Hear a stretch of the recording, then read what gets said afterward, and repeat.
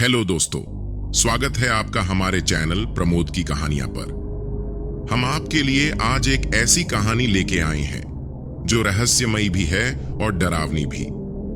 यह कहानी है किन्नरों की। क्या आपने कभी सोचा है कि किन्नरों के जीवन और मृत्यु के पीछे कितने रहस्यमय और अनसुने किस्से छुपे होते हैं? आज हम आपको एक ऐसे ही सच्चे और रहस्यपूर्ण किस्से पर लेकर चलेंगे जो आपको सोचने पर मजबूर कर देगा।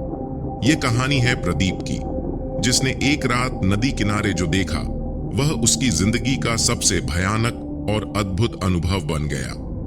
ये घटना उस रात की है जब प्रदीप अपने गांव लौट रहा था। रास्ते में उसे नदी के पास किसी रोशनी की चमक दिखी। उसने सोचा कि शायद कोई मशाल जल रही हो। जिज्ञासा में वह उस तरफ बढ़ गया। रात के अंधेरे में प्रदीप को वह रोशनी बहुत अजीब लगी। ऐसा लगा जैसे वहां कुछ अनोखा हो रहा हो। जब प्रदीप वहां पहुंचा तो उसने देखा कि यह कोई मशाल नहीं बल्कि एक चिता जल रही थी। चिता के पास से अजीब सी आवाजें आ रही थी। जैसे ही वह करीब पहुंचा उसने देखा कि वहां 10 से 20 किन्नर एक एक करके प्रकट हो रहे थे। वे तालियां बजा रहे थे और जोर जोर से चीख रहे थे।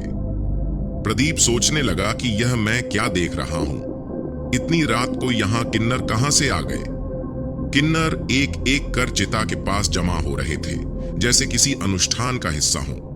उनकी आवाजें हवा में गूंज रही थीं और वातावरण भयावह होता जा रहा था। किन्नरों ने चिता के चारों ओर नृत्य करना शुरू कर दिया। उनकी तालियां और चीखें प्रदीप के दिल में खौफ पैदा कर रही थीं। लेकिन इस सब के पीछे छुपा था एक गहरा रहस्य।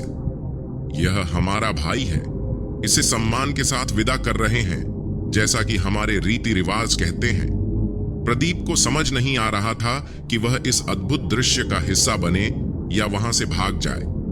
जैसे ही चिता की आग धीमी पड़ने लगी, किन्नरों ने एक एक करके वहां से जाना शुरू कर दिया। उनके चेहरे पर शांति थी, मानो उन्होंने अपना कर्तव्य पूरा कर लिया हो। प्रदीप फिर से सोचने लगा कि ये सब कुछ ऐसा क्यों कर रहे थे? क्या इनकी आत्माएं भी इन्हें चैन से जाने नहीं देती? प्रदीप को ऐसा लगा जैसे यह सब केवल उसे दिखाने के लिए हो रहा हो। लेकिन जब वह चिता के पास पहुंचा तो वहां कोई नहीं था। चिता की राख भी हवा में गायब हो चुकी थी। प्रदीप ने इस घटना के बारे में गांव के बुजुर्गों से पूछा। उन्होंने बताया कि जब कोई किन्नर मरता है तो उसका अंतिम संस्कार बहुत गुप्त तरीके से किया जाता है। यह भी कहा जाता है कि उनकी आत्माएं उनके अंतिम संस्कार में शामिल होने के लिए आती हैं। हमने भी सुना है कि किन्नर अपने साथियों को विदा देने के लिए किसी अनजान स्थान पर जाते हैं, लेकिन इसे अपनी आंखों से देखना दुर्लभ है।